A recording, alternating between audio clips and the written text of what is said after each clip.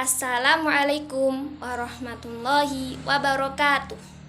Perkenalkan, nama saya Fiisyatir Rodiyah dengan nomor NIM 20.13.00280 dari Prodi PGMI kelas 1B. Di sini saya akan menyampaikan tentang sabar. Sabar menurut kitab Idhatun Nasyiin dan bagaimana penerapannya terhadap kita semua. Innar rajulul aqilu mayyashbiru 'alal khutubi. Siapakah orang yang sabar itu? Apakah kita termasuk orang yang sabar? Orang yang sabar yaitu orang yang berakal, yang mampu menahan atas segala sesuatu yang menyebalkan dalam hidup kita ataupun menahan suatu kegentingan dalam hidup kita. Nah, apabila kita dihadapkan oleh sesuatu yang sulit ataupun masalah dalam hidup kita, yang kita lakukan adalah menghadapinya. Kita tidak boleh lari dari kenyataan tersebut, karena lari adalah tindakan pengecut. Jadi yang harus kita lakukan adalah menghadapinya dengan sabar. Banyak sekali fenomena yang ada di sekitar kita, bukan? Nah, saya akan memberi contohnya. Sebagai mahasiswa, saat corona ini semua mata pelajaran dilakukan secara daring. Apalagi saat mau menghadapi ujian tengah semester. Tentunya yang harus kita lakukan itu adalah mempersiapkan diri kita, mempersiapkan jauh-jauh hari, mempersiapkan mental kita. Kita itu harus belajar sebelum hari-hari itu akan terjadi. Nantinya kalau UTS kita itu tidak gedandapan, tidak kaget, tidak bingung, jadinya mudah untuk mengerjakannya. Untuk yang kedua adalah harus memposisikan diri kita.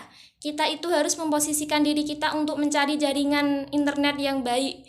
Jika jaringannya tidak mendukung, pastinya akan menghambat proses itu sendiri. Padahal waktu yang diberikan sangat terbatas. Kita juga harus dituntut untuk menyediakan media laptop. Nah, bagaimana yang tidak punya laptop? Kita tuh harus berusaha, entah itu minjam dari tetangga, sanak saudara kita, kalaupun mereka nggak punya ataupun digunakan mereka sendiri. Ya, jalan-jalan satunya adalah kita tuh harus keluar, cari warnet. Walaupun sejauh apapun, kalau kita niat, pasti tidak masalah, bukan? Untuk keselanjutannya adalah tentang nafsul aqilah. Apa sih nafsul aqilah itu menurut kitab ini? Nah, nafsul aqilah itu adalah nafsunya orang cerdas. Apabila seseorang dihadapkan pada masalah ataupun problematika hidupnya, dia itu sabar menanggapinya tenang, slow. Artinya dia itu tidak gerusa-gerusu, tidak panik, tidak ketakutan. Pastinya orang yang berakal sehat pasti kalau menanggapi masalah itu harus tenang. Contohnya itu seperti ini. Jika UTS sudah terjadi, terus kita mendapatkan masalah pada jawabannya sulit, kita tuh jangan panik, karena panik itu tidak akan memberikan solusi yang baik. Yang harus kita lakukan adalah tenangkan pikiran kita dulu, jangan takut kita tidak bisa melaluinya. Yakinlah, semua masalah pasti ada solusinya. Karena Allah akan membantu orang yang sabar. Yang kita lakukan adalah tenangkan hati kita dulu. Pikir baik-baik, berpikir positif. Terus garap semampunya. Usahalah, intinya usaha. Jadinya kita tidak boleh menyerah. Kebalikan dari nafsul aqilah sendiri itu nafsul jahiliyah. Nafsul jahiliyah itu nafsunya orang bodoh. Jadi, orang ketika dihadapkan suatu masalah atau problematika hidupnya, dia itu sudah ketakutan dahulu, menyerah, belum apa-apa sudah menyerah. Dia yakin bahwa tidak ada jalan keluarnya. Yang seperti itu, yang seperti itulah yang dapat merusak hidup kita, mental kita, merusak kepercayaan diri kita. Dia itu gugup sekali dalam menghadapinya, itu panik. Padahal masalah sepele pun ia anggap itu adalah masalah serius. Jadi kita itu harus intinya berpikir positif. Jadilah orang yang berpikir positif.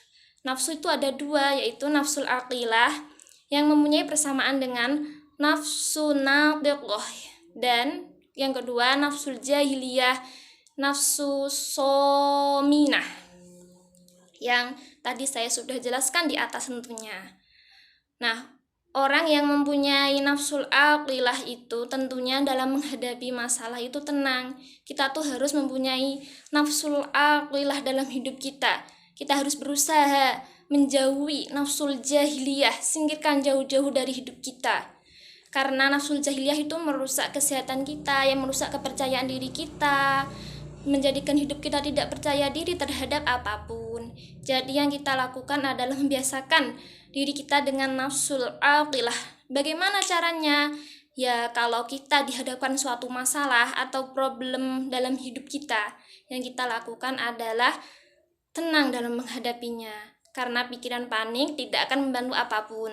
Jadi yang kita lakukan adalah tenang, tarik nafas dalam-dalam. Kita harus berpikir positif bahwa segala sesuatu di dunia ini itu pasti ada solusinya.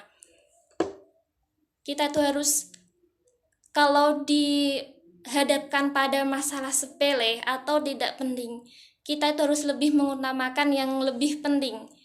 Singkirkan hal sepele itu, campakkan dari hidup kita, jauh-jauhkan.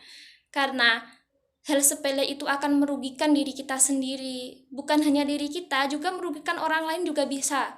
Contohnya itu seperti ini. Kita itu kan belajar masih dalam keadaan sistem daring. Butuh kuota yang sangat banyak, tidak sedikit. Apalagi pandemi ini belum berakhir, semoga saja pandemi ini cepat berakhir. Kita kuliah saja biayanya bukan sedikit mahal, apalagi belum tatap muka. Sebenarnya saya tuh merindukan tatap muka. Penasaran apalagi mahasiswa baru, gimana rasanya tatap muka. Kita itu harus pandai-pandai mengolah diri kita sendiri. Kita itu harus pandai-pandai mengolah bagaimana kuota yang harus kita gunakan. Kuota yang digunakan untuk daring kan nggak sedikit kan, jumlahnya pasti banyak juga menguras uang kita. Kalau kita gunakan untuk hal-hal yang tidak penting seperti nonton drakor, drama Korea, terus kita mainin Facebook, Instagram, terus kita mainin YouTube untuk sesuatu yang tidak penting, kita harus mencampakkannya. Kita harus benar-benar mendidik diri kita. Bagaimana sih kita itu harus memiliki sikap yang pandai untuk menghadapi semua itu. Tinggalkanlah hal-hal yang tidak penting. Apalagi kita itu calon guru yang akan nantinya mendidik orang lain. Kita saja kalau tidak bisa mendidik diri kita, bagaimana kita mau mendidik orang lain? Padahal guru adalah digugu dan ditiru. Jadi mulai sekarang upayakan untuk menjadi orang yang lebih baik. Gunakan hal-hal yang penting saja. Toh kalau kuota kita cepat habis karena digunakan hal-hal yang tidak berguna, kan kasihan juga orang tua kita. Dia yang susah-susah cari uang untuk biayain kita hidup, untuk biayain kita kuliah, kita malah nggak tanggung jawab. Kita seenaknya, kita berbuat seenaknya, nggak pernah. Saya sendiri tuh nggak pernah ngerasain cari uang ya.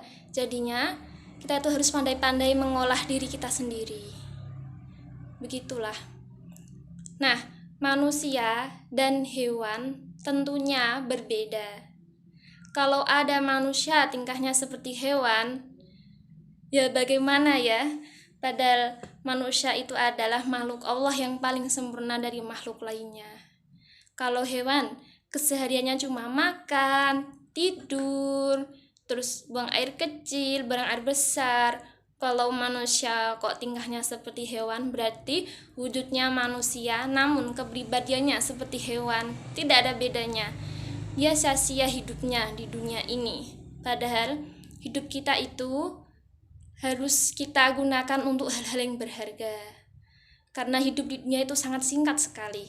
Sesingkat orang minum air, sesingkat angin melewati kita, melintasi kita. Hiasilah diri kita dengan akhlak-akhlak yang terpuji. Sabar adalah kunci untuk kehidupan. Kalau kita berhasil mendidik diri kita sabar, menjadi orang yang sabar, Allah pasti akan berada di sisi kita. Innallaha ma'asyabirin. Sesungguhnya Allah bersama orang-orang yang sabar. Allah akan memberi bantuan kepada siapapun yang bersabar. Jadi yang harus kita lakukan adalah bersabar.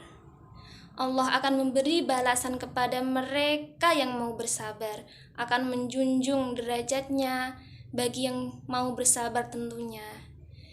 Jadi yang harus kita lakukan adalah bersabar. Mumpung kita masih muda, mari kita didik diri kita sendiri, tentunya diri saya juga, untuk bersikap sabar. Terima kasih, sekian dari saya. Apabila ada tutur kata yang salah ataupun pemateri yang saya sampaikan salah, saya mohon maaf sebesar-besarnya. Terima kasih atas waktunya. Wassalamualaikum warahmatullahi wabarakatuh.